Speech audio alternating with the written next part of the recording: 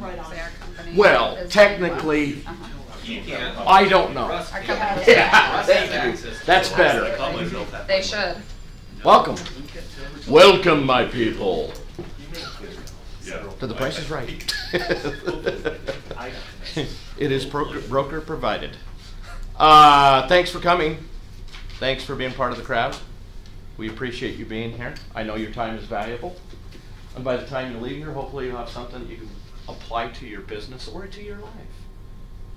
And I promise, by the time you're done, you'll feel like you've been fulfilled. How was that for tap? Nailed it. How was that? That was calming. That was good, huh? Yeah, right? So, anyway, thanks for coming. I'm really excited to have Belladonna finish up her, what are you calling it? Yeah, it's kind of a three-part series. Today is negotiation. Today is negotiation.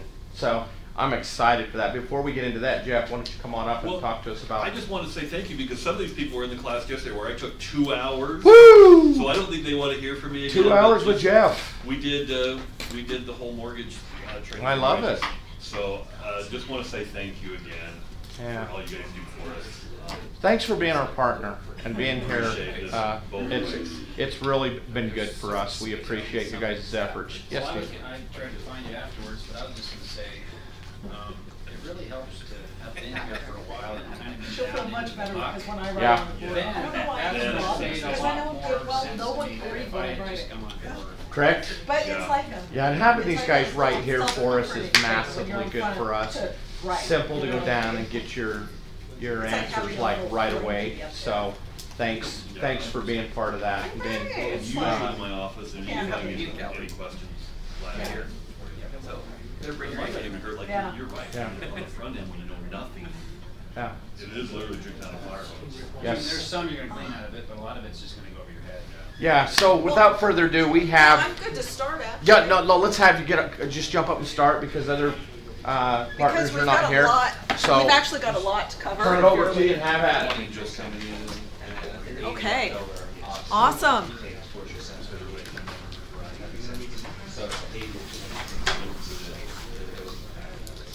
All right, so we figured we get to the stuff that actually really matters for real estate agents, right? Right. How to negotiate, and how to negotiate exceptionally effectively and in a way that does not make you miserable. Because if we're going to do this for a living and every real estate transaction we get into is a dogfight, I mean, come on. It's just not that fun to do this business. But I promise you it can be spectacularly fun to do this business when you get really, really good at negotiating.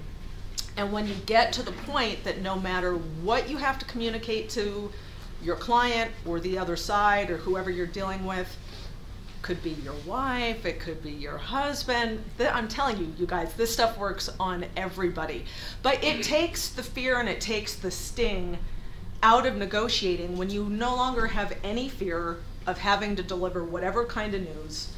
And it no longer matters what kind of negotiation style that the person on the other side of the table has, and you're perfectly comfortable working with all of them. Even the people that maybe we don't normally like that much, right? The super assertive negotiator. So what I did was I kind of distilled this down to my top 7, like, hands down negotiation secrets. For the record, I use it on my kid and I use it on my hubby all the time and they never catch it. And so, but this first one is really just, it applies to everything, but really it's just for real estate. So we'll take a poll.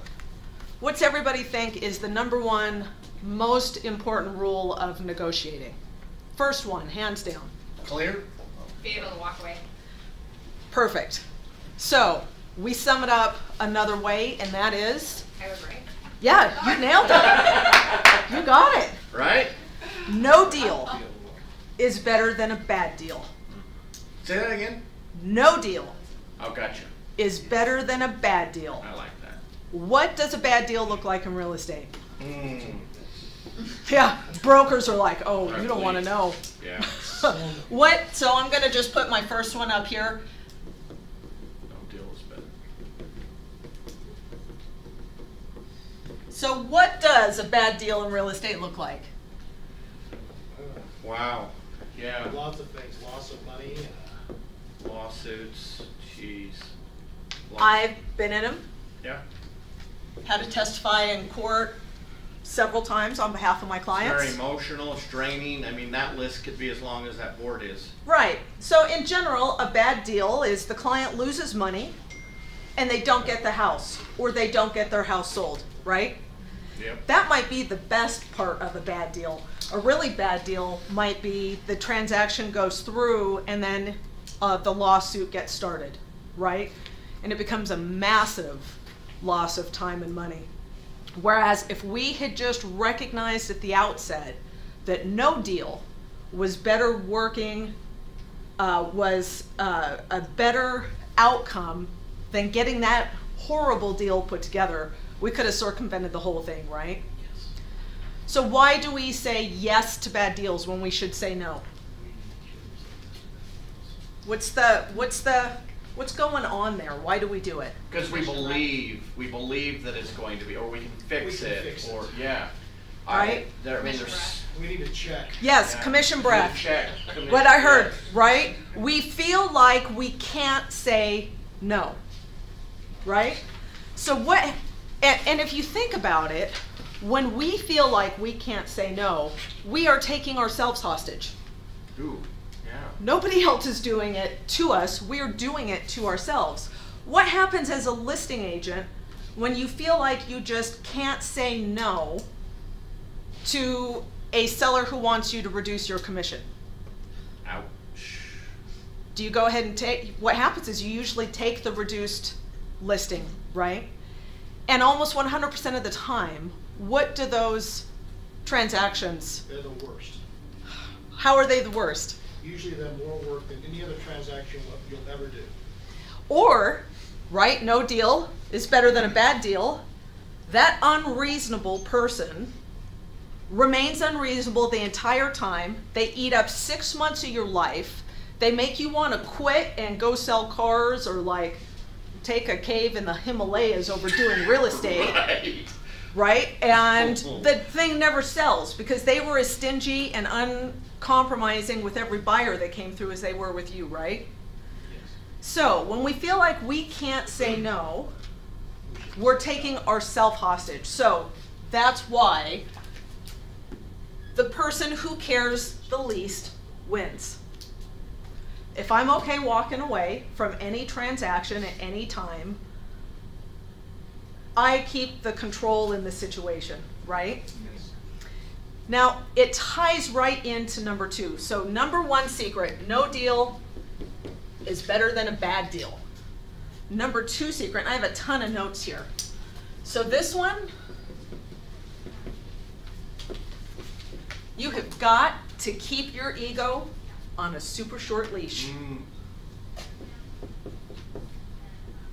I'm just going to put in check, because that's like really long. You know, and that one right there, Belladonna, probably kills more deals than anything.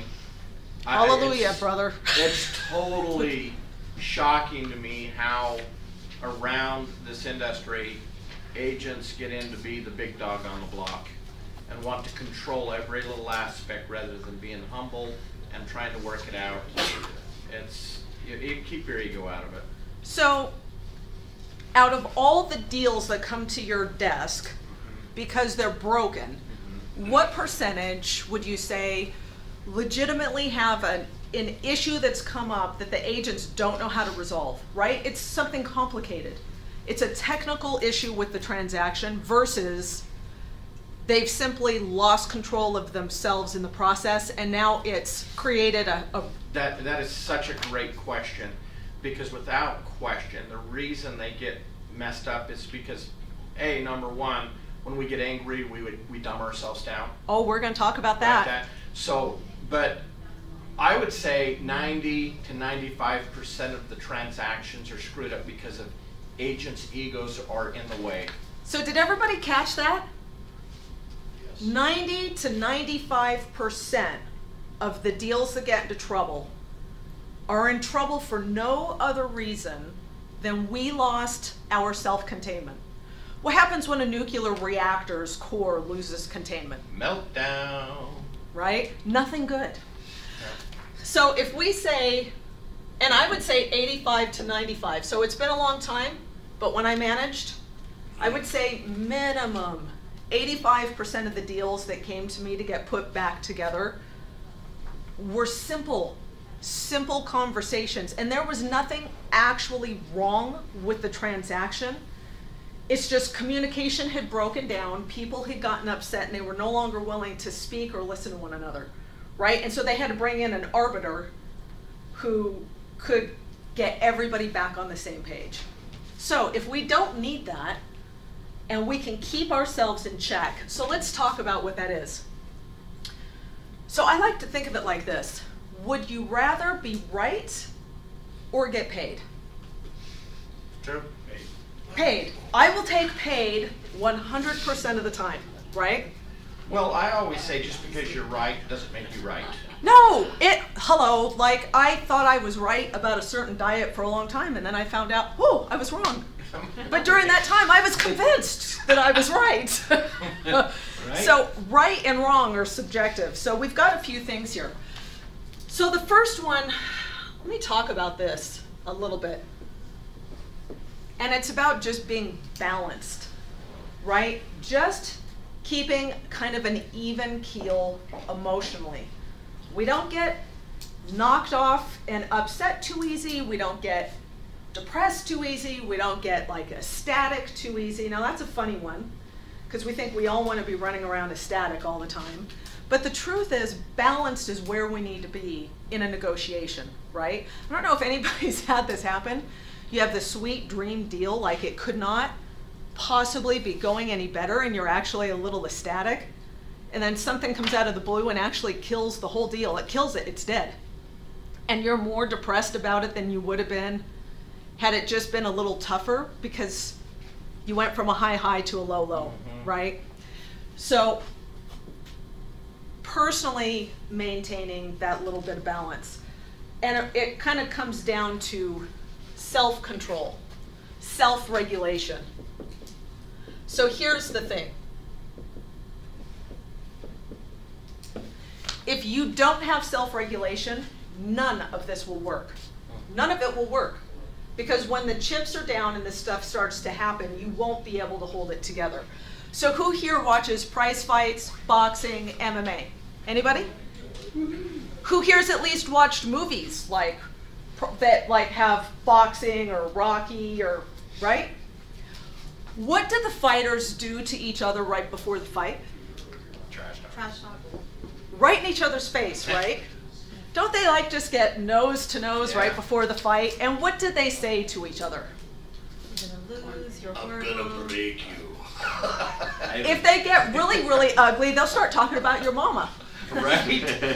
Yeah, they'll start talking about your wife. They might start talking about what they're going to do with your wife once they kill you in the ring. Yeah. I mean, these guys are not known for being couth all the time, right? Right. And ladies now, right? Okay, so here's the thing. We just take it for granted. Why do they do it? Psych the other person off in the head, dumb them down, edge.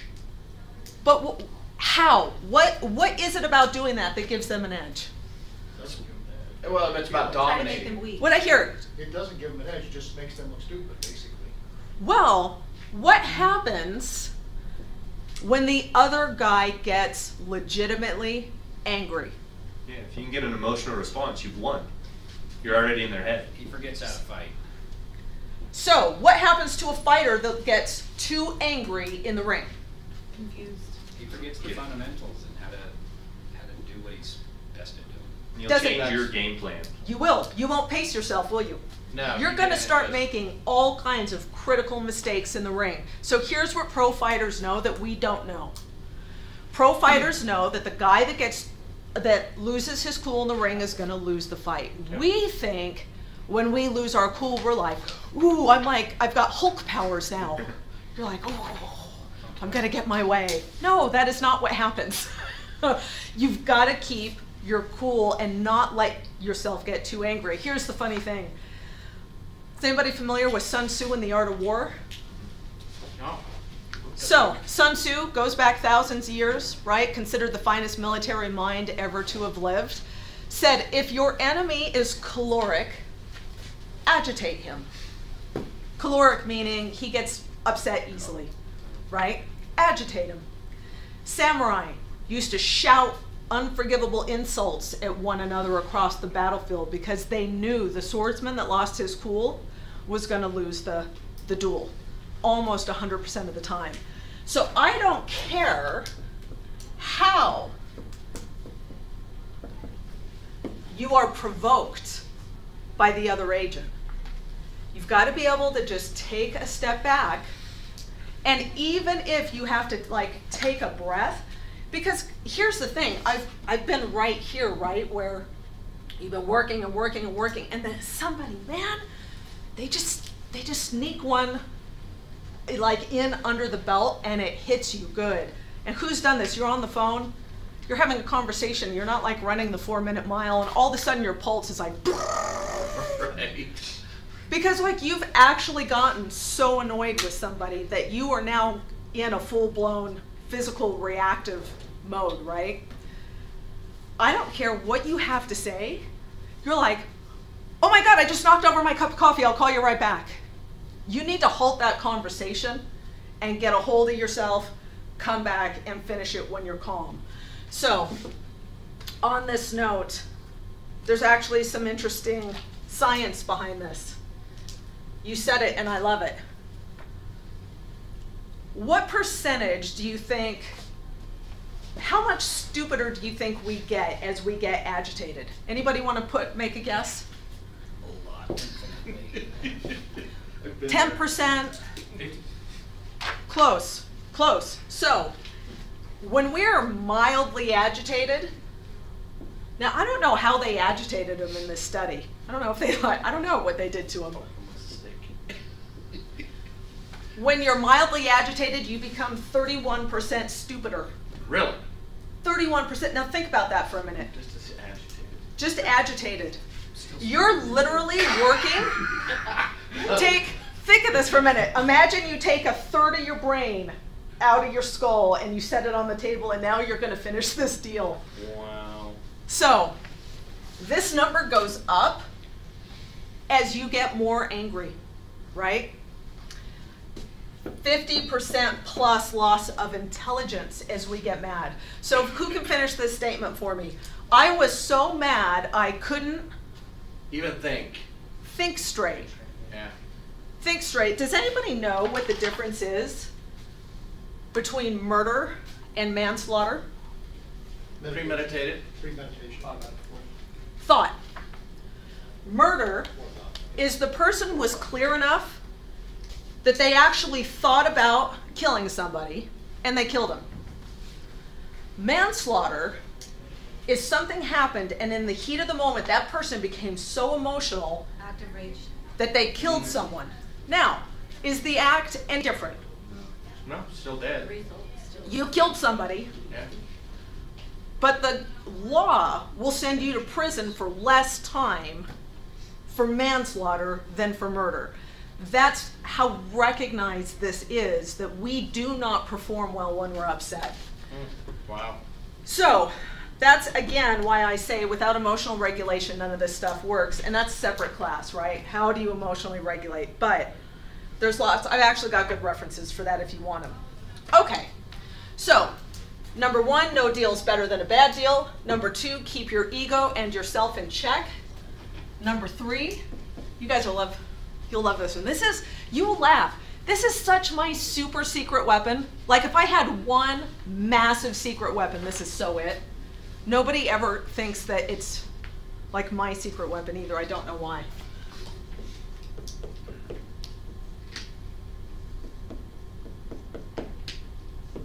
Be nice. Be nice to people. Okay. I don't know where it started, this myth of the tough negotiator. The guy that, or gal who's, you know, really hardball and they use clipped speech patterns, and they never sound warm and friendly on the phone. They really don't care. They're just about the bottom line. Emotions have no place in business, right? They're some of the most unsuccessful negotiators of all time. It is a myth in the business world. Being nice will get you massively better results. So who here thinks trial attorneys are probably some of the toughest negotiators out there, have to deal with like hardcore stuff every single time, every day that they walk into court? Probably. I would imagine. Tough job, criminal cases. So these are the guys that are actually in court arguing in front of juries, right? So just curious, poll of hands, who thinks assertive style negotiators would be the most successful trial attorneys? No? Nobody? Not after you said be nice. I know. I should have said that after. Before you said that. I know. Now everybody's like this. They're like. So the numbers are really shocking. 75%. Now, this was a survey done of the top 100 trial attorneys in the United States. These are some bad mofos. You know what I mean? 75% had what we call a cooperative negotiation style. They were likable. They were approachable. Guess who else liked them? Juries. The juries like them. I was going to say their mothers. Juries. But I guess Juries don't like that sort of like tough, you know, bare knuckle. They don't like those men and women any more than we do. They're some of the easiest clients you'll ever work with. 25% of the top 100 trial attorneys have an assertive style. So being nice has massive impact on how smoothly your transactions go. And let's just set aside for a moment the whole concept of just our results. You know, our experience counts too. Okay, does anybody in here know what the washout rate is for agents? Would you like to know? Yeah. Is it going to scare you a little? This is according to the NAR. NAR? I always get them and the NRA mixed up, and then I get different reactions. It's interchangeable. She carries a Glock. I have a Glock 19 with a racing trigger and a laser sight. I know, look at that. I'm just not wearing it today because it scares people when I wear it to class. Right. So, Just pay attention. He gets them to pay attention. 87% of all agents, regardless of how good the market is, will not renew their license in 5 years' time. 87%. Now, I have to believe that is not all because, hey, it's hard to get clients.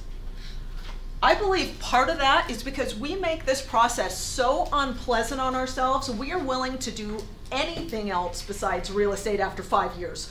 We're like, really, I can't have a gun, I'm gonna eat a bullet. You know? Or, you know, if you're more assertive, I'm just saying, that might be, maybe you go down on manslaughter charges instead of murder because you got really, really upset in a transaction. Right. Right? So this whole concept of being nice is for us as much as it is for our clients, and to get good results at the end of a negotiation. So there's some other interesting stats around this. When we are, well, here's an interesting one. You're 6 times more likely to get a deal done with somebody that you like and who likes you. 6 times more likely.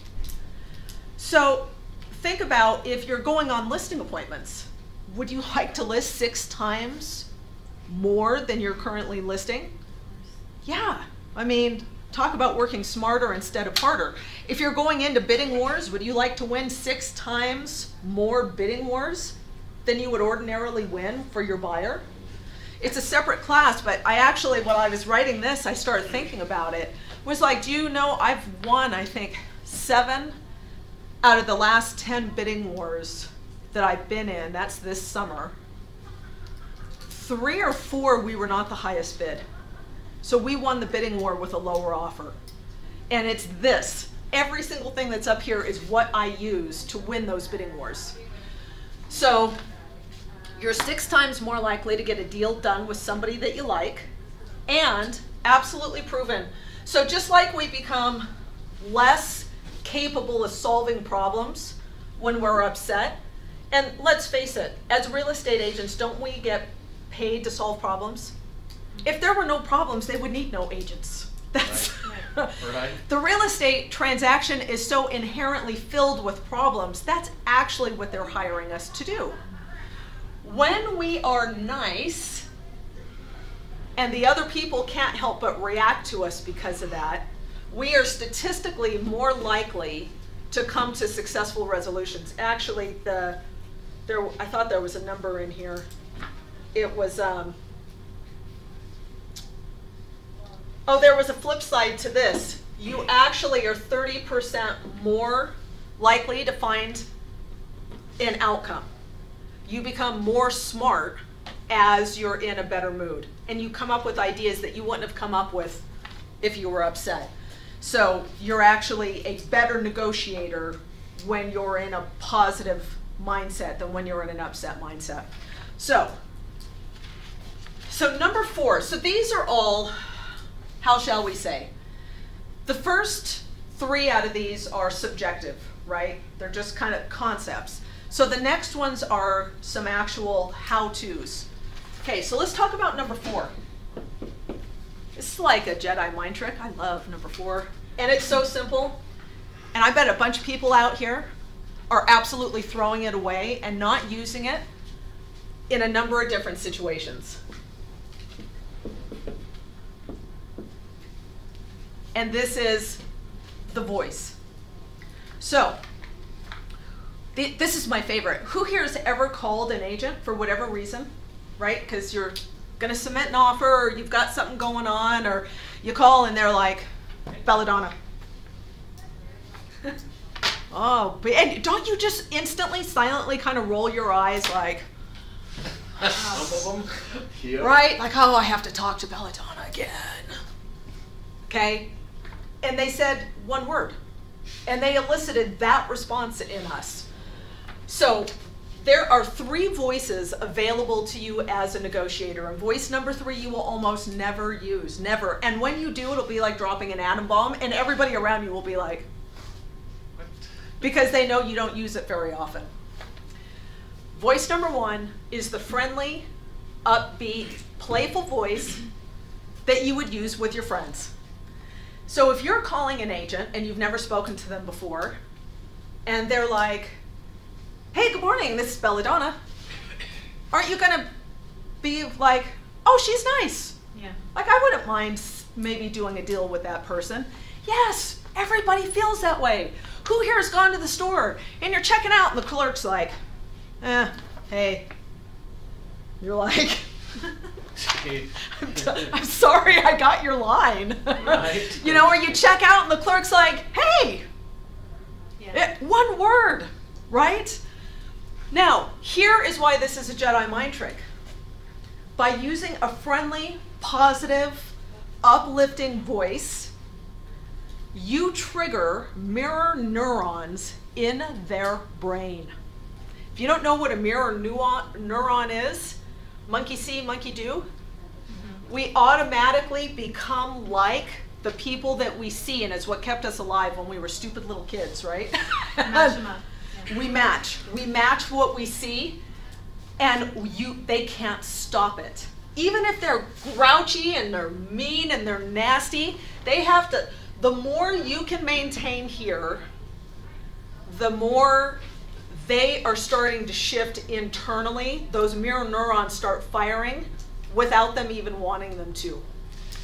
So this is your everyday voice, just being like upbeat. I can't tell you the number of agents that I've called and I'm like, Jesus, even their voicemail sounds grouchy. You know? And I'm like, oh God, I hope that they don't take this offer, because I'm gonna have to deal with them through all of this, right? Okay, so number 2 voice. This is the voice you're going to use every time stuff starts getting off the rails, right? You got to give bad news to a client. You need to call a client for a price reduction. You need to tell them the deal just died. You've got to call the listing agent and hit them up with some, you want the sewer line replaced and the meth remediated, and oh yeah, you want all new electrical too, right? Whatever. Okay, half the room is too young for this. Voice number 2 is the late night FM DJ voice. You are watching smooth jazz on X105, where you come when you just want to relax. And you are just gonna take it down. You're gonna take down the pitch. You're gonna take down the volume. You are just gonna make it smooth and easy and calm. I'm all right. You're all right. We're all right. You know, we'll get through this. It's repairs. They're buyers. You know how it goes. It's just part of the game. I'm sure we'll find a way through it together. You're gonna keep it cool. And the more they get upset and yell, and the more you are able to keep it cool, it is gonna bring them right down against their will. So there was a really, really famous guy, and I can't remember the name of his book to save my life. So it was considered the worst ship in the Navy. Hands down, the worst ship in the Navy. And they gave it to this one commander. I can't remember if he was a captain or an admiral or what at the time. And I mean, the ship was a wreck. The sailors were not taking care of it. It scored like dead last in whatever they score ships on, right? It's a destroyer or battleship or something. Like, you would think I'd know more of the story. But one of the big things that was happening is there were like onboard riots going on. I mean, these guys were fighting like drunk sailors. Oh wait. But there was absolute mayhem with the crew itself on board the ship. You want to know what the very, very, very first rule that the captain implemented was? So a ship has a PA system, right? Where like the guy on one deck can talk to a guy on another deck, right? So the habit that they had gotten into was they would scream at each other over that PA system. He passed a rule that nobody was allowed to speak above this tone of voice on the PA. Wow. If you were on the PA system, you had to use the late night FM DJ voice. You didn't have a choice. And he would throw your happy ass in the brig if you didn't. And you could go sitting there for a little while. You got put in sailor timeout. That's so And the most amazing thing happened on board the ship. People stopped fighting with one another. So the ability to use your voice to influence what the other person is feeling is massive, massive. Now, we have almost a room full of men, so I love this. Because women, oh, we're born with the gift, aren't we? Yeah, you know what I'm talking about. That's why they make TV shows. Yeah. right. Yeah, we're born with the gift. Men, who here has had your wife answer you in that voice? You're not going to raise, yeah, okay, one honest man on the front. Yeah, yeah, it's a safe space. We won't tell. You know, where your wife is like, okay, here we go. I'll use a better one. Who's got a teenage daughter? Anybody in here have a teenage daughter? None of you? Oh my God, God loves you guys more than me. So, yeah, teenage girls and that ability to have a tone of voice that just makes you want to choke them, right? So, true story. My mom, who is nothing like me, nothing. She is sweet and like mellow. Dude, she won't leave Oregon because like pot's legal. She's been a flower child since the 60s. True story. She is like, make love, not war, like a pacifist. Doesn't carry a Glock. No, she does not carry a Glock. She wears like hippie beads. She's got like this long gray hair down to her waist, you know. That's my mom. sweet, like seriously, like protested the Vietnam War. Now, I am 13 years old, and she is bent over getting something out of the salad crisper in the refrigerator. And I'm hanging like a smartass on the refrigerator door that's open while she's in there. And she asked me to do something. Now, to this day, I can't remember what she asked. I think it was the concussion. Because whatever tone of voice I answered her in, my sweet, pacifist, hippie mom came out of that refrigerator with the world's most wicked backhand. Like, it was like being hit by Serena Williams. What? Boom! Hits me across the head, launches me across the kitchen, and I land upside down against the opposite wall, like with my feet over my head, up against the kitchen cabinets. That is the effect that that snotty tone of voice has on us as humans, right?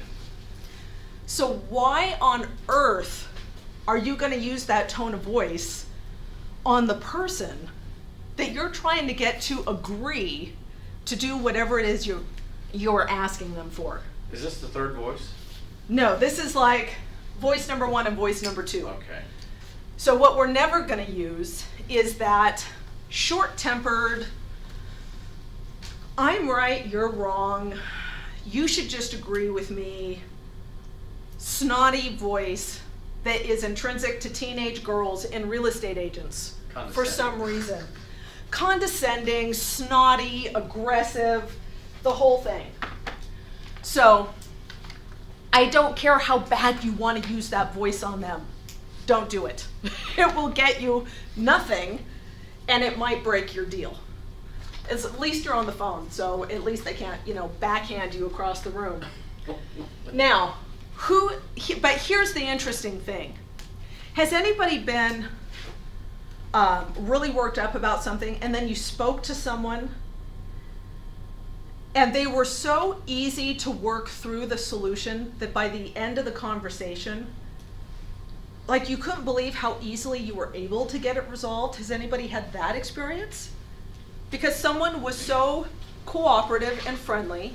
Now, don't mistake cooperative and friendly for passive or, just getting railroaded, because that's not what we're talking about here.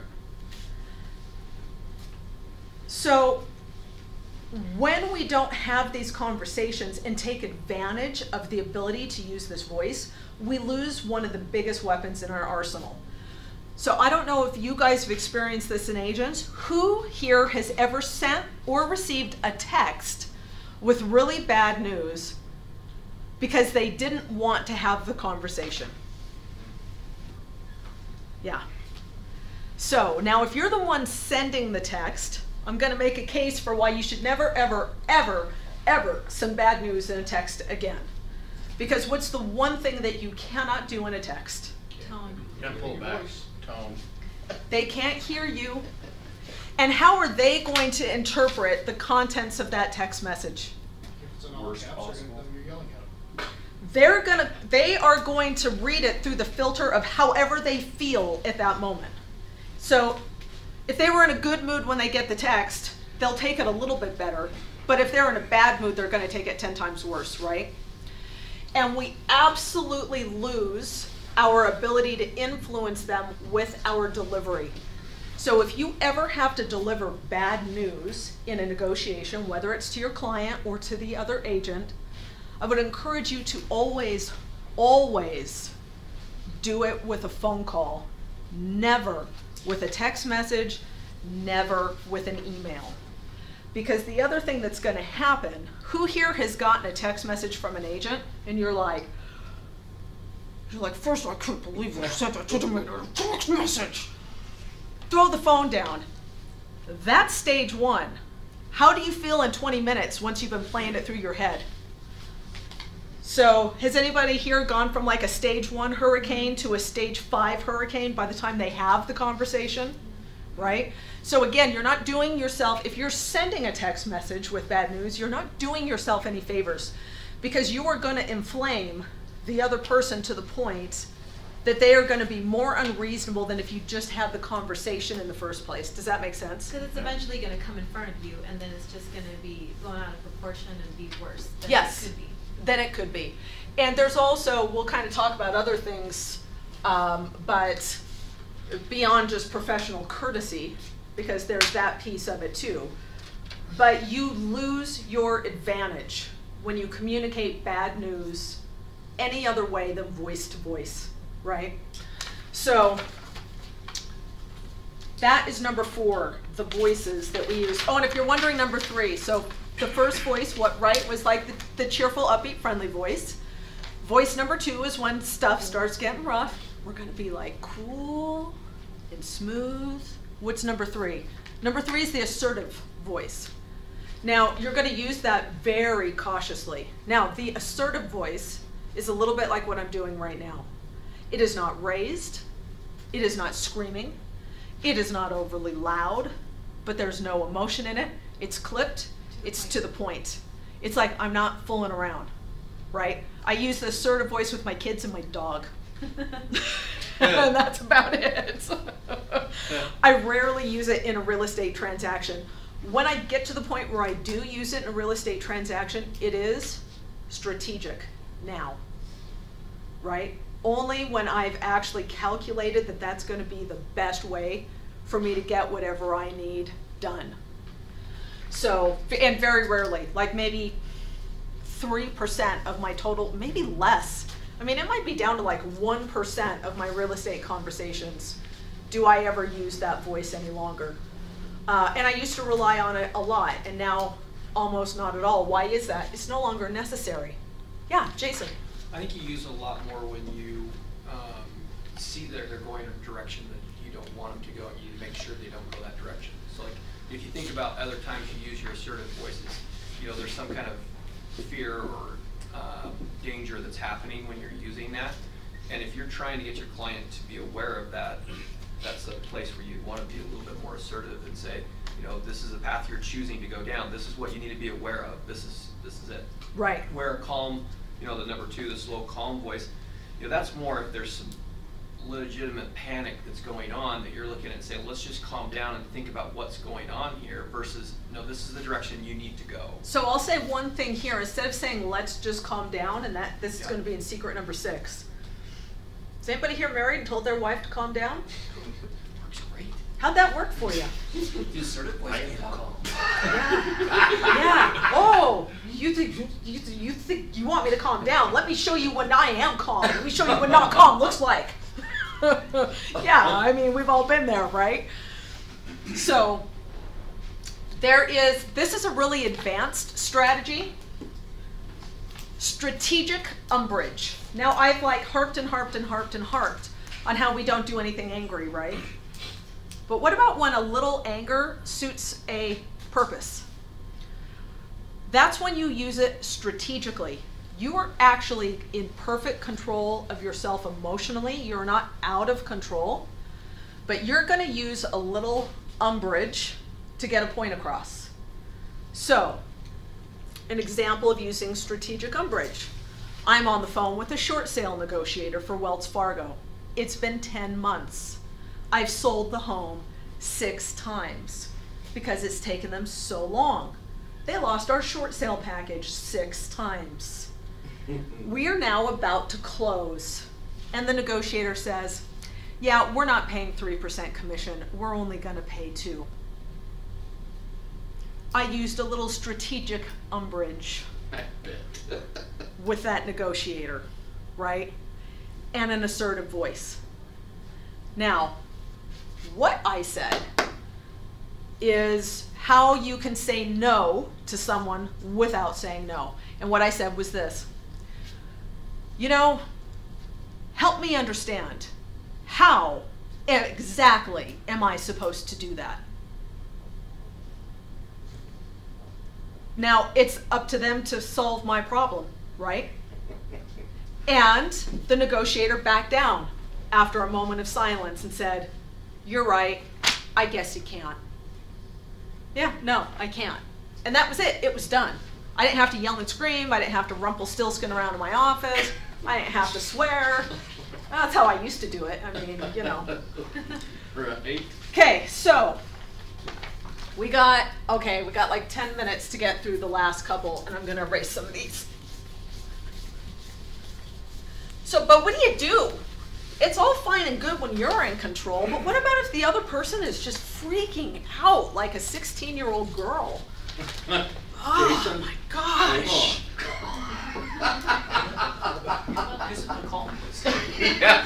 I'm Okay. gonna hang up now until you're calm. I know. Secret number That 5. wouldn't work either, see? All right. Secret number 5 is do not fight it, label it. So what I would say, Jason, is if your client, instead of saying how we can, how we can calm down, and I'm like, don't give me that royal we shit, I don't feel calm.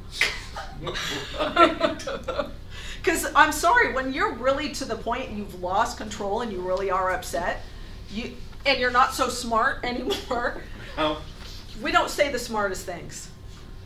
So what is a label and how do you do it? Okay, so a label is an intentionally designed verbal observation in a sentence that will almost always begin with these words.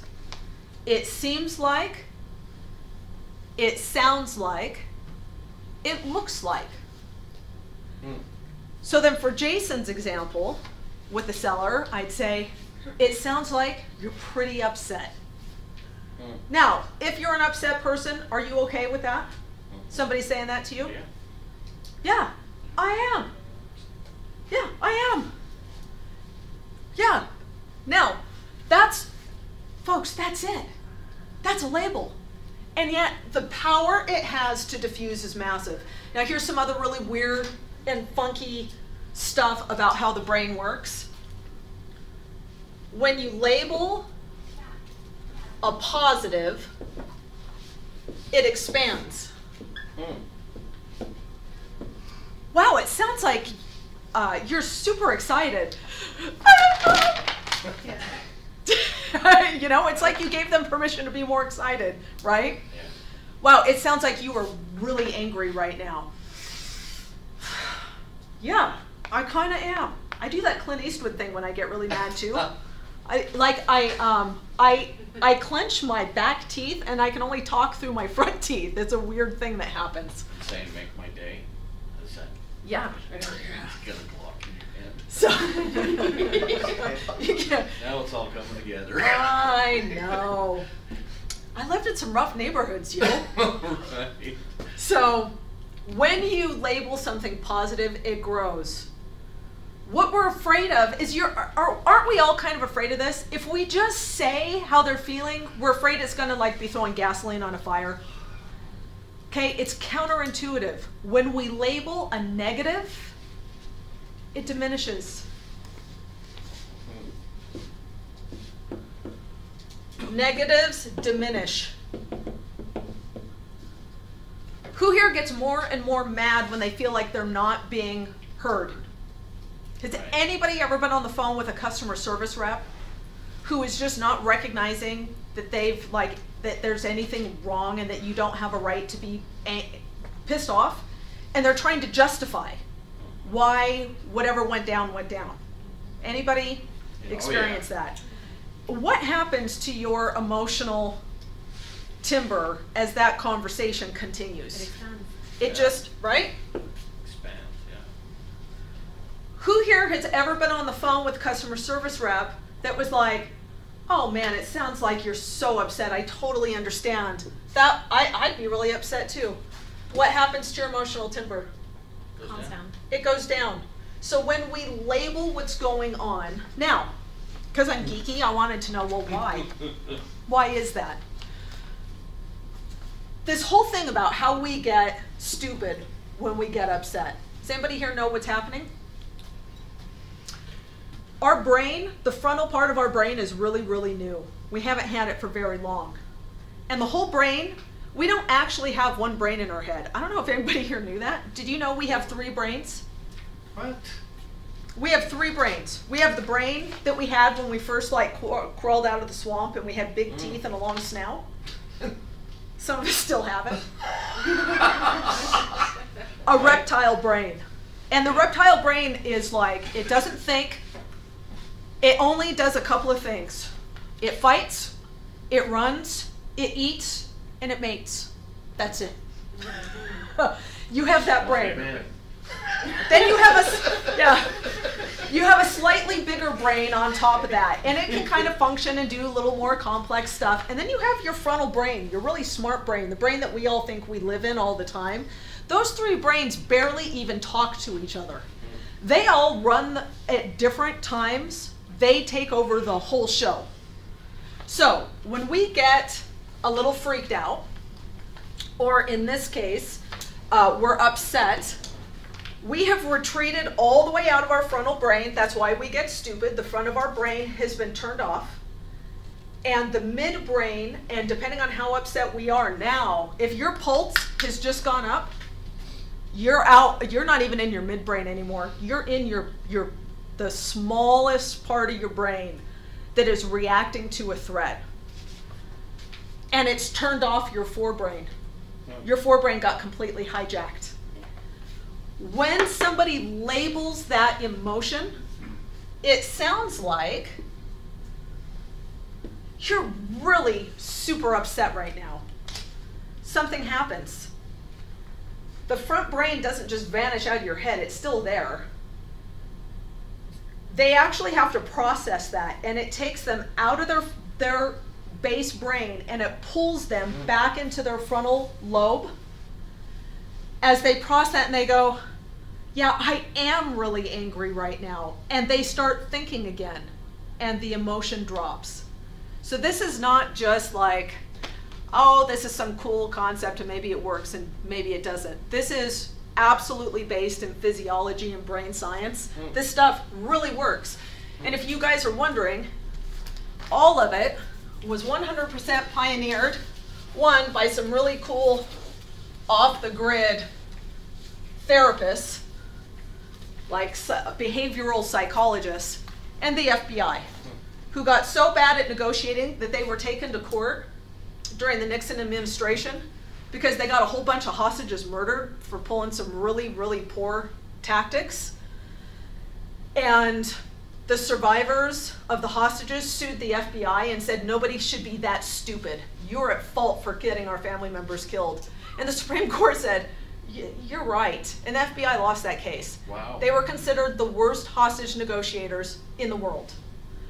They got such a bad rap that they started putting all of their time and energy into this. And they went from being the worst to being the best. Now, when you say Quantico, it is synonymous with the best negotiation strategy on planet Earth. Wow. Because when they negotiate, they have to get 100% of what they want 100% of the time or people die, right? So that's where all of this comes from. And I figured if it works for like crazy kidnappers, it should work for like agents and for sale by owners too. So, Right. Number 5 is you're just gonna label what they're feeling without any judgment. Are we judging them when we say, hey, it sounds like you're really upset? No. No, we're not telling them, what happens when we say though you should calm down? Judging them. Isn't that the same as saying you don't have a right to be angry? Yep. Yeah. So then it triggers, now I'm just gonna harken back, then I'll have to go really fast. The class we did right in between this, we talked about every human has the exact same needs. How we go about fulfilling them is what makes us Mother Teresa or Jeffrey Dahmer, okay? But Mother Teresa and Jeffrey Dahmer had the exact same needs as a human being. One of our most important needs is autonomy. Autonomy. What's one of the very first words every human being learns when they first learn to speak? No. No. That's it. Autonomy is so important to us as humans that when we can vocalize, one of the very first things we say is, no. Put on your socks. No. Why? I don't wanna. I like being barefoot still. I'm a little kid, right? So when we label something, we're letting that person know it's totally okay to feel how you're feeling right now, to have the reaction that you're having. When we fight the reaction, or we try to defend ourselves, or we try to justify, what are we saying without saying? We don't understand you, you shouldn't have that emotion. That's it. We're saying you don't have the right to feel how you feel, therefore you shouldn't feel it. And we're going right head up against one of the strongest human needs, which is the need for autonomy. That whole, you're not the boss of me, right? So,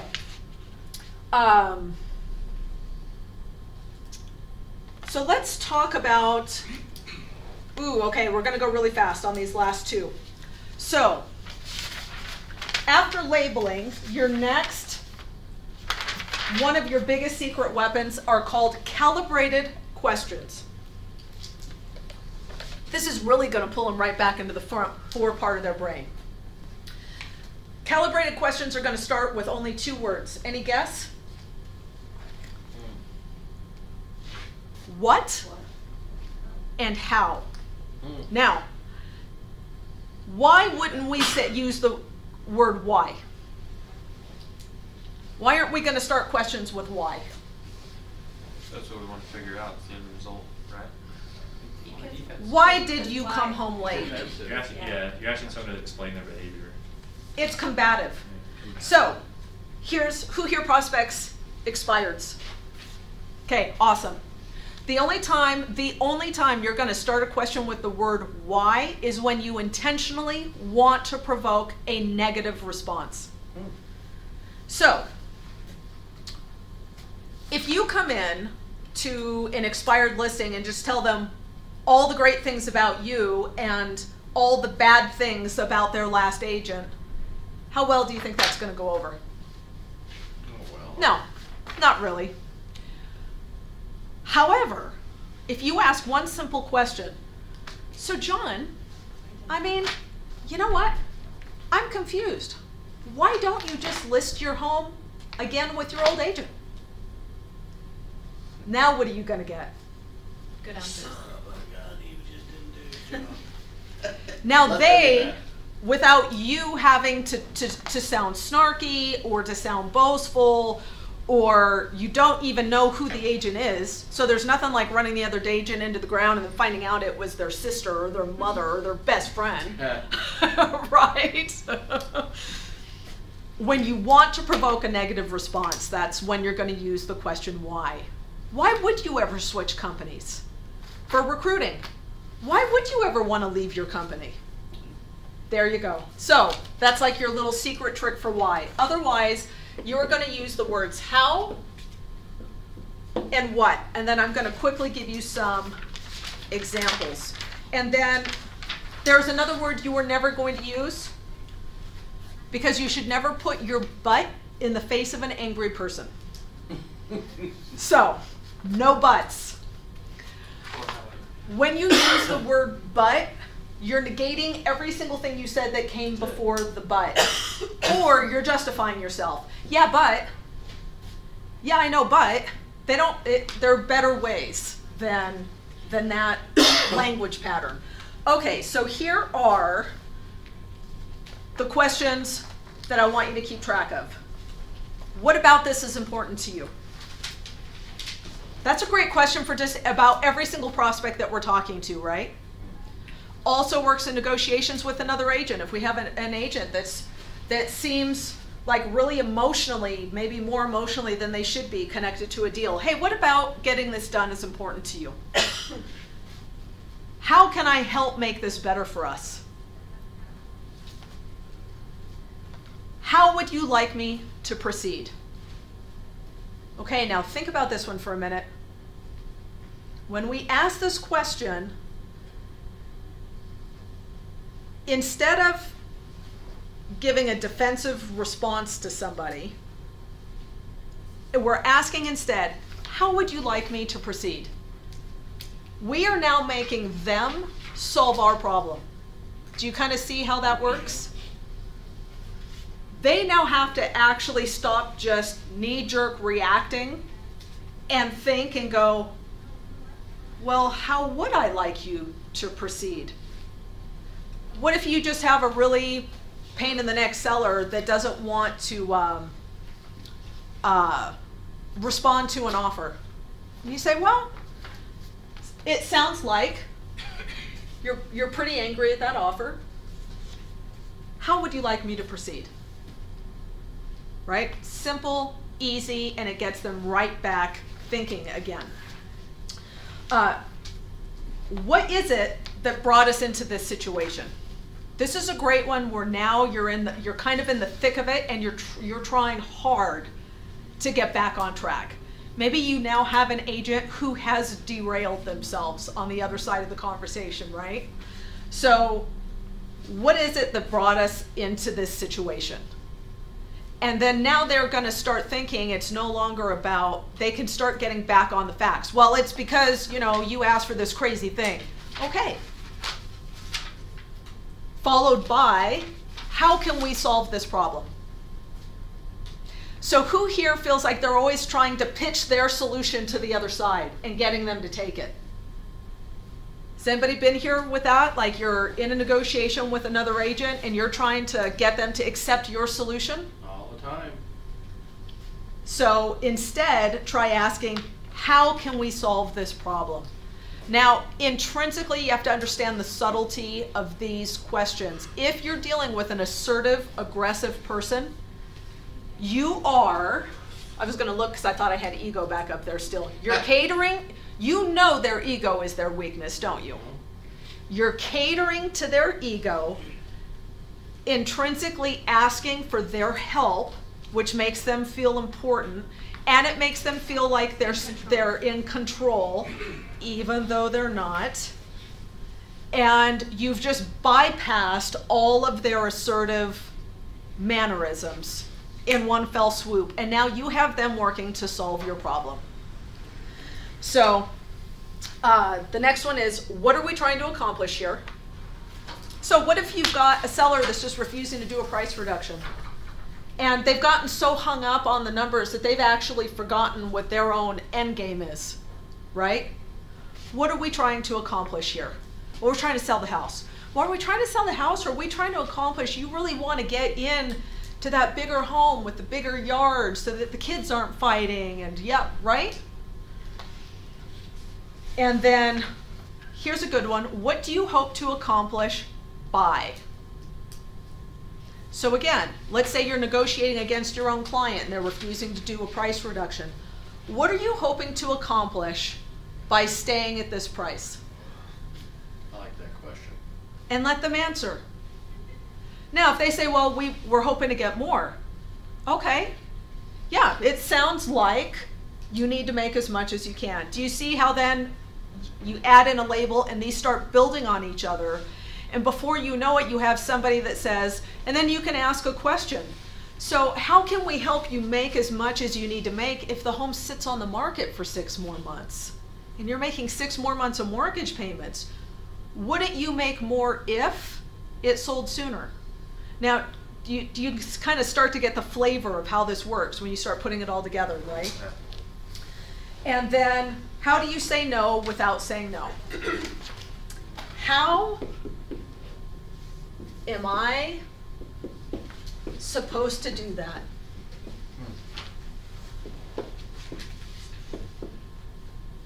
Now, I don't know why I even bother to write. I mean, obviously that's not legible, but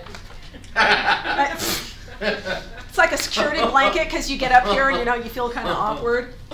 How am I supposed to do that? Now let me tell you, the voice is the difference between this going over like a lead balloon or going over like a hot air balloon, okay? It needs to be in a pleasant, friendly voice. If you say it all clipped and sarcastic, they're gonna come back with something equally snarky, right? But what if you're in a listing appointment and you've just got done sharing all of like the awesome stuff that you're gonna be doing for them, and they say, well, yeah, but I really want you to do it for a 4% commission. And you just smile, you go, I can appreciate that. Sounds like it's really important to you to make as much as you can. you saw everything that we're going to do. How am I supposed to do that?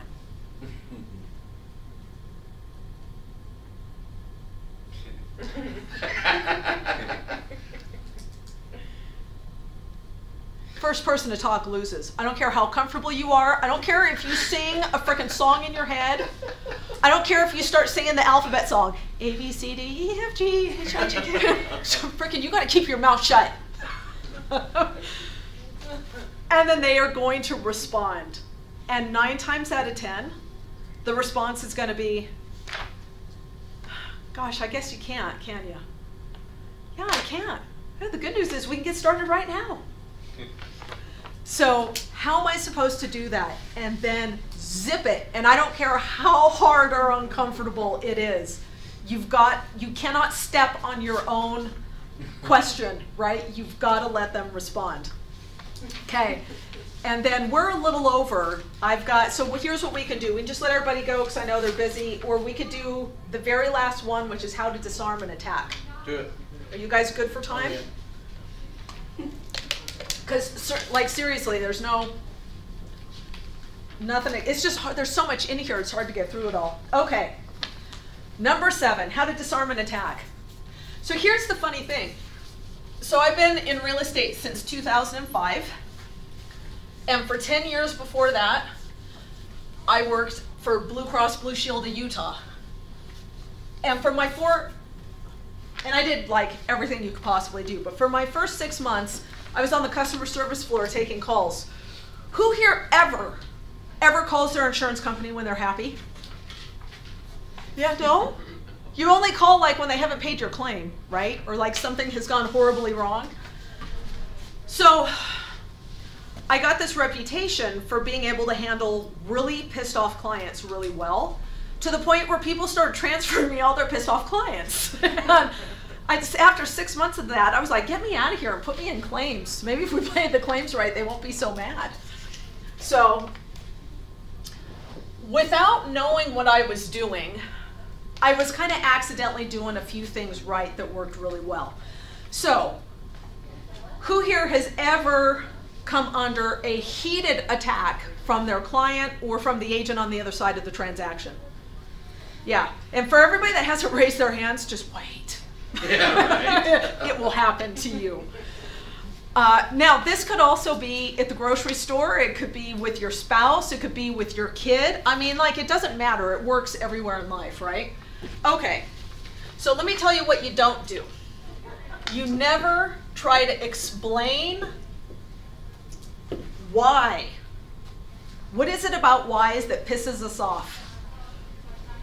You're never going to go into an explanation, because doesn't that fall into the category of, well, yeah, but it's company policy.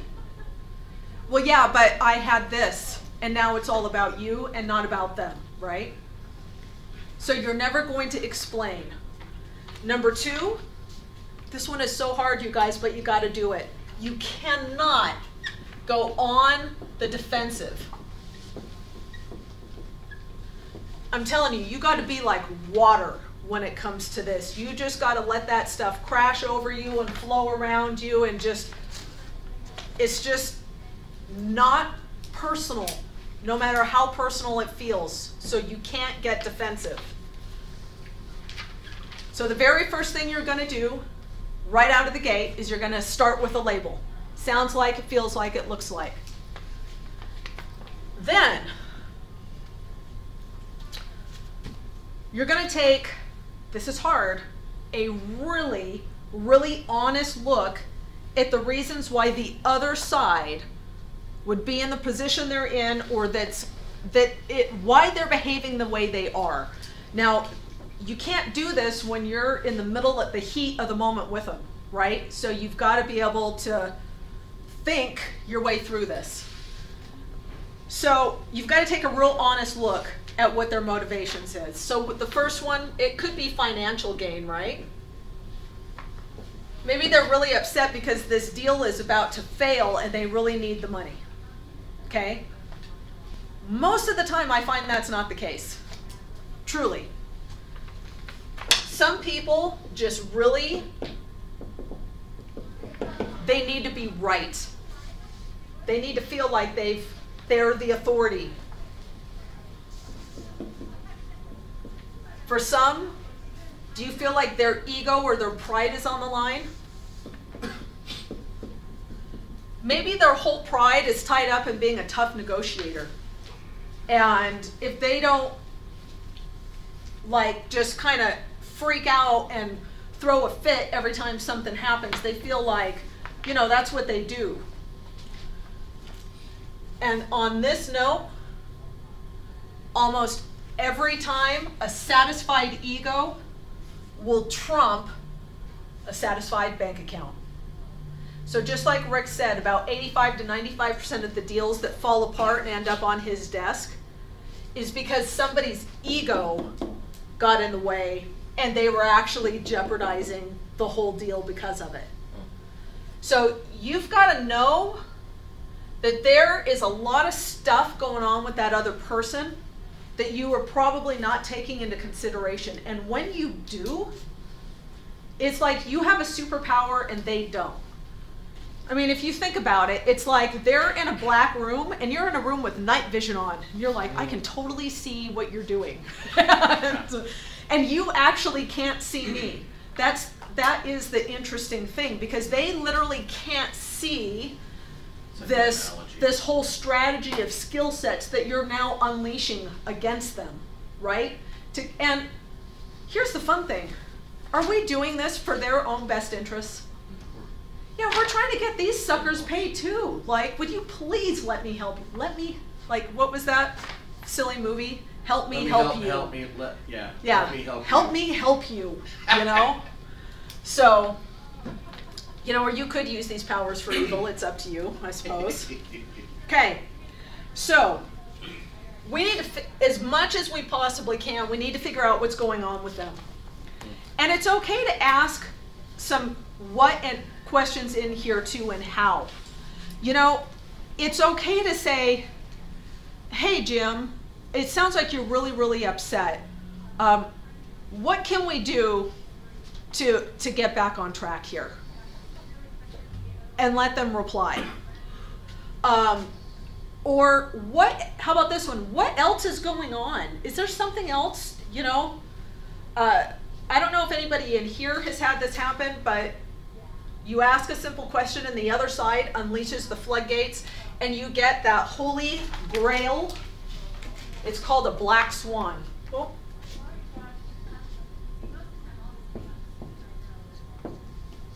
Anybody heard that term, a black swan? I haven't.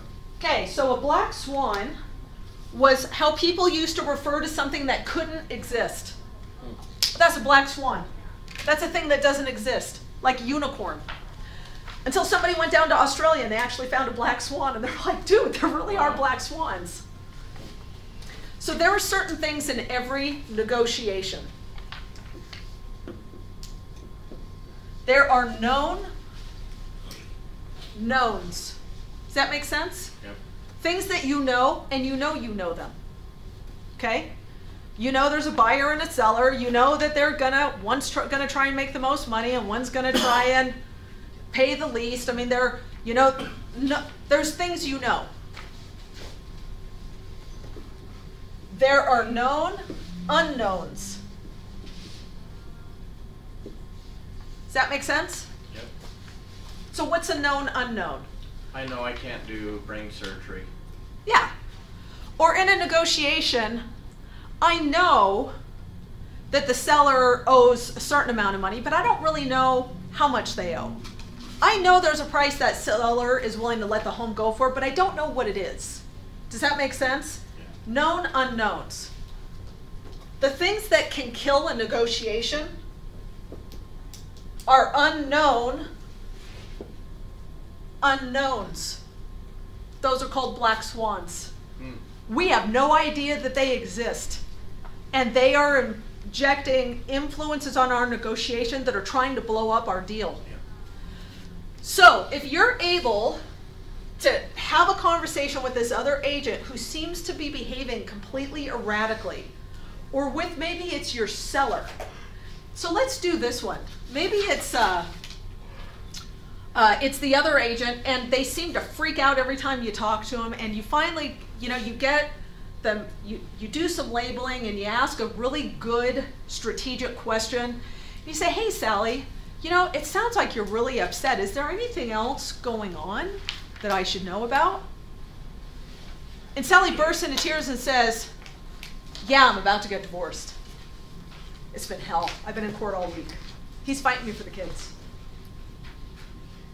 Do you think that might have something to do with why she's freaking out every time something goes wrong in your real estate transaction? You just unearthed a gigantic black swan. Are you going to deal with her differently now that you know that information? Yes, of course you will. So and does the whole thing diffuse like pulling the plug out of a bathtub full of water and it just goes whoosh? And where there's a ton of tension now, it all just kind of drains away. So this strategy allows you to start to unearth these black swans, which are the difference between putting a deal together and having a deal go up in smoke. So when, as part of this, handling a really, really difficult negotiation, and you're trying to figure out, okay, what's going on here? Are they acting so erratic because they really need the paycheck? Are they acting erratic because their ego is on the line? Are they acting erratic because they're just a jerk? Or is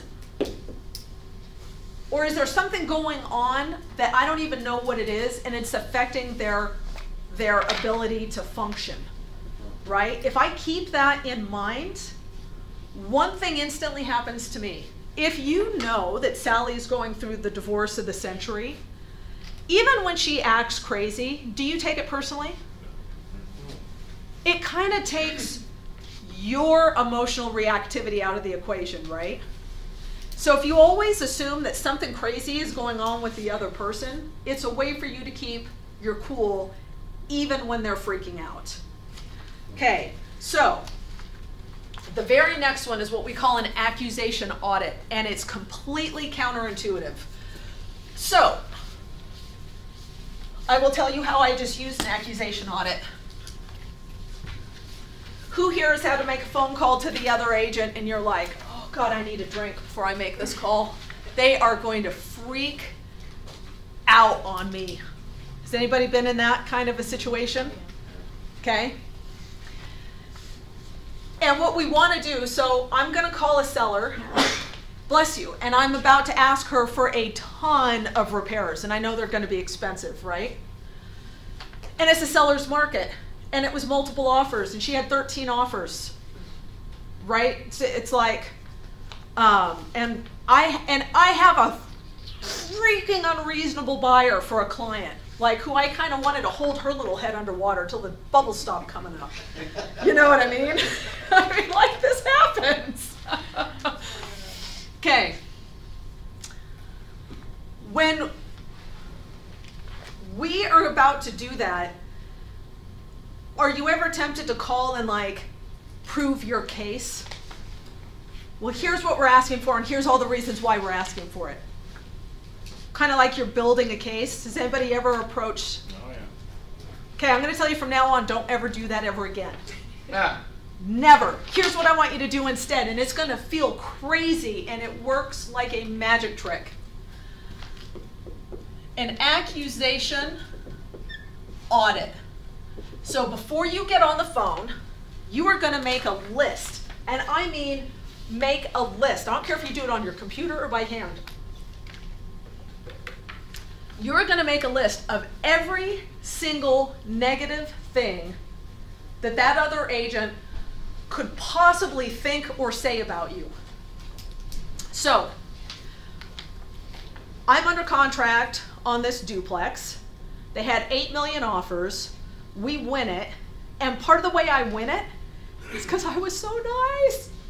I was so nice to her. She just wanted our offer. She wanted to do a deal with us. She convinced her client that we were going to be the best, sweetest, easiest, bestest people on planet Earth, right, to work with. And part of the reason, part of the way I promised that too is I'm like, I am so easy to work with. I am so reasonable. Like, this will be the smoothest, easiest, happiest deal you have done all year. Scout's honor. And then I have to call with this absolutely insane repairs request from my crazy psycho buyer, right? Okay. What kinds of things do you think she might be able to think about me when I hit her with this? You said there was going to be no problems. And what does that mean? I'm a big fat liar. I'm a liar. What else? I'm a bad agent. I can't control my client.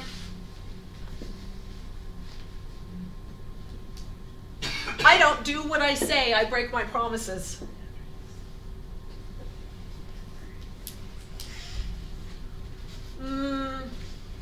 Anything else?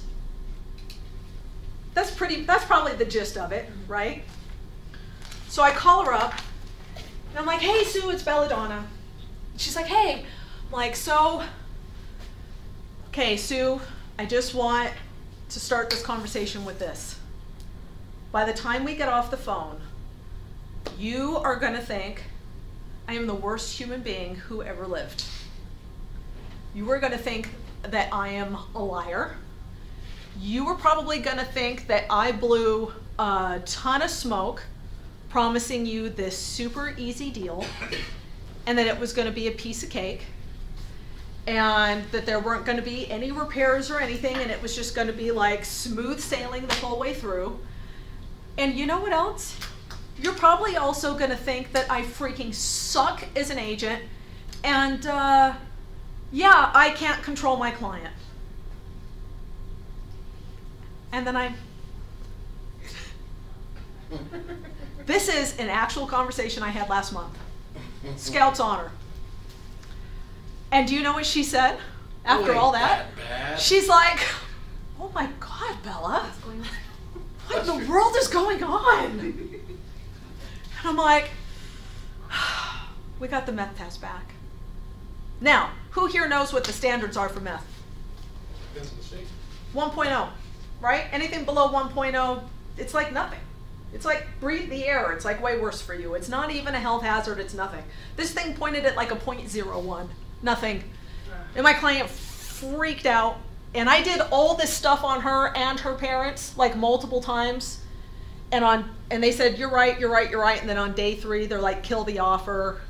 And then I talked them out of it again, doing all this stuff. And then they're like, okay, fine, but we want them to pay to clean it up, and we want to do this, and we want them. And they put together this list like this big. So and then she's like, oh my gosh, is it bad? I said, well, I'll tell you what, I'll send it over to you. So what they really, really want is to have the meth cleaned up, and there's a couple of other repair items in there too. Would you mind just taking a look at them?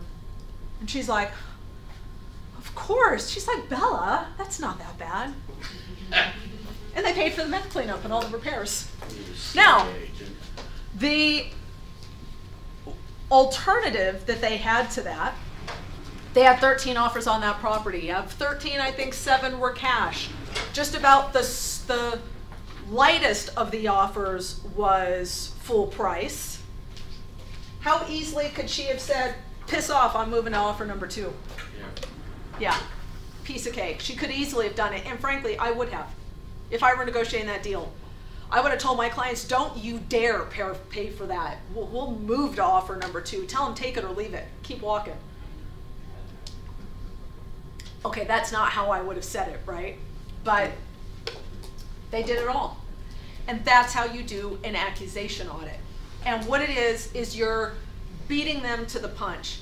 Because if you just came in and tried to justify yourself and tried to kind of strong arm them and get them to do all this stuff, do you think that they're going to think all that stuff about you anyway? Yeah. Yeah, they will. But by putting it right up front and acknowledging it, Very few would say, yeah, you are. You are a liar. Yeah, Yeah, no. I am mad. Yeah, it doesn't happen. Yeah. It doesn't happen. And so I've gotten in the habit of using accusation audits all the time, and actually after you get over the weirdness of it, they're really kind of funny. Like, they're kind of fun, because you can come up with some crazy stuff to say. That, like, my favorite is, you're gonna think like I am the worst agent on planet Earth. And then I can't control my client, I don't know what the hell I'm doing. And then what comes back is, oh, Bella, it wasn't that bad. You're too hard on yourself. Makes it easy. Yeah. So that's the last piece on handling a really difficult and aggressive call that you've got to make. And I know we went way over, so. That's totally good. Thanks, Bella. Thank you. Appreciate it. Thank you. It's really informative.